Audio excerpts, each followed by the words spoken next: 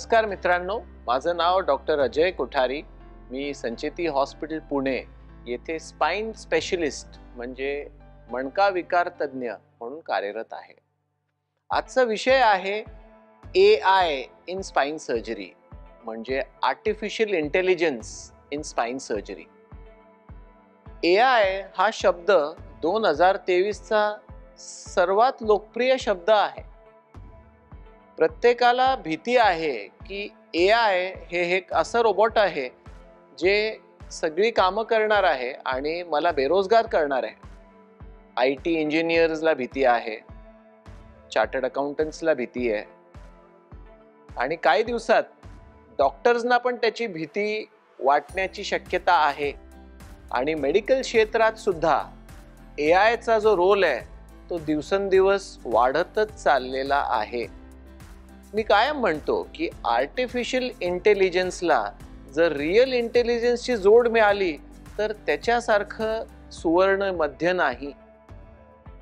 AI हे कुणाला बेरोजगार करण्यासाठी आलेलं नाही आहे, तर AI हे आपल्या दैनंदिन जीवनात जी आपली कामं आहेत ती अजून सोपी आणि सरळ करण्यात आपल्याला मदत करतं. आता जाणून घेऊया की स्पाइन सर्जरी म्हणजे मणक्याच्या शस्त्रक्रियेमध्ये AIचा काय रोल आहे. आजच्या घडीत पण जर एखाद्या रुग्णाला मणक्याची शस्त्रक्रिया त्याच्या डॉक्टरनी सजेस्ट केली तर तो रुग्ण अजूनही प्रचंड घाबरतो की अरे बापरे, माझ्या मणक्याची शस्त्रक्रिया आहे, मी तर काही आदू होणार नाही ना, मी काही पॅरलाइज होणार नाही ना, आत्ता थोडंफार तरी चालता येतंय, उद्या माझे नातेवाईक म्हटले, माझे मित्र म्हटले की ऑपरेशन करू नका नाहीतर तुम्ही आदू व्हाल. हे असं नाही आहे. आता ही जी AI आहे त्याच्यामुळे स्पाइन सर्जरीमध्ये एक फार मोठी क्रांती आली आहे आणि स्पाइन सर्जरीचं जे सक्सेस रेट आहे ते प्रचंड वाढलं आहे.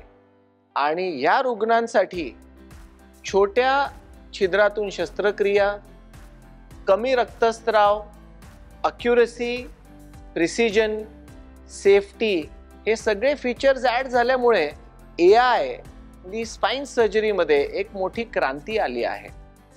तर काय आणली आहे ही क्रांती? तर सर्वप्रथम न्यूरो नॅव्हिगेशन. आम्ही ऑपरेशन थिएटरमध्ये एक OARM म्हणून एक मशीन असते जे इंट्राऑपरेटिव्ह स्कॅनर आहे. पेशंटला जेव्हा भूल देऊन ऑपरेशन टेबलवर झोपवलं जातं तेव्हा ते स्कॅनर आत येऊन ते OARM पूर्ण त्या भागाचं CT स्कॅन करतं आणि ते CT स्कॅनची जी इमेजेस आहेत ते नॅव्हिगेशनला रिले करते. आता जर आपल्याला पुण्यात एखाद्या ठिकाणी पोचायचं आहे, बानेरमध्ये अमक्या अमक्या सोसायटीमध्ये अमका अमका फ्लॅट नंबरला जायचं आहे, तर आधी आपण जर स्वारगेटवरनं निघालो तर आपण विचारायचो प्रत्येक टप्प्यावरती आता डाव्या हाताला वळायचं, मग कोपऱ्याच्या भाजीवाल्याला विचारायचो की आता कुठे जायचं, मग नंतर पानटपरीवाल्याला विचारायचो. पण आता आपण काय करतो, आपल्या मोबाईलमध्ये GPS टाकतो आणि GPS वरती जो जर पत्ता टाकला नॅव्हिगेशनवरती तर आपण डायरेक्टली तिथे पोचतो.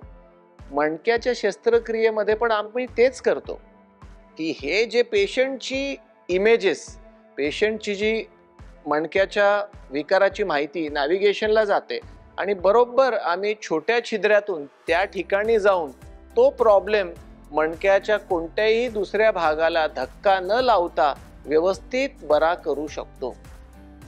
त्याच्यामध्ये जो प्रॉब्लेम आहे तो पूर्णपणे काढू शकतो आणि ह्याच्यामुळे काय होतं की पेशंटची रिकव्हरी फास्ट होते, पेशंटचं हॉस्पिटलमध्ये राहण्याचा कालावधी कमी असतो आणि पेशंट लवकर आपल्या कामाला परत रुजू होऊ शकतो.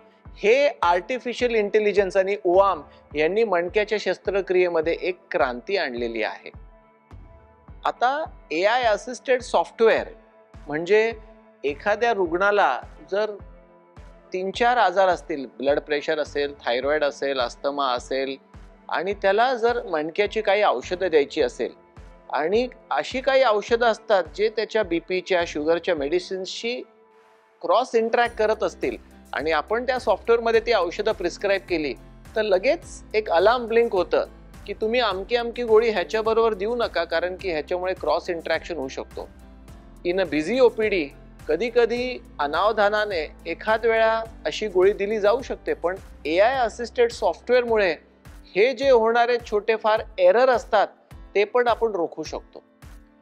रिसर्चमध्ये तिसरा एक AIचा फार महत्त्वाचा रोल आहे आणि रिसर्चमध्ये गेल्या 10-15 वर्षांचे पेशंटचे डेटा फीड केले जातात आणि आता AI ॲनलाइज करतं की ह्या अमुक आजाराला ही उपचार पद्धती कामाला येईल, एखाद्या या कॅन्सरला ही उपचार पद्धती कामाला येणार नाही, हे आपल्याला डॉक्टर्सना हे AI एक नकळत मार्गदर्शन करतं.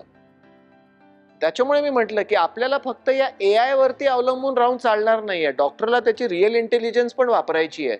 पण AI हे डॉक्टर्सना पेशंटच्या प्रोग्नॉस्टिकेशन मध्ये, म्हणजे ह्याला कोणती उपचार पद्धती द्यावी, नवीन नवीन जर औषधांचं रिसर्च चालू असेल, मॉलिक्युल्स चालू असेल, तर ते ट्रायल्स जे आहेत त्याच्यामध्ये कोणत्या पेशंट्सना त्याचा जास्त उपयोग होत आहे, कोणत्या पेशंट्सना त्याचा उपयोग होत नाहीये, हे फार मोठी माहिती या AIच्या माध्यमातून मिळत आहे.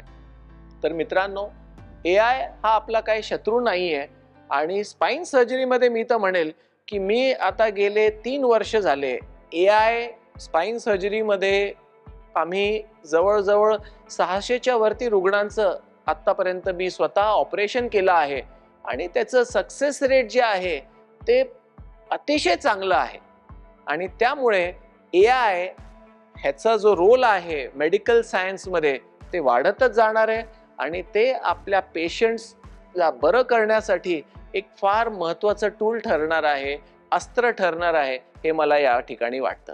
धन्यवाद.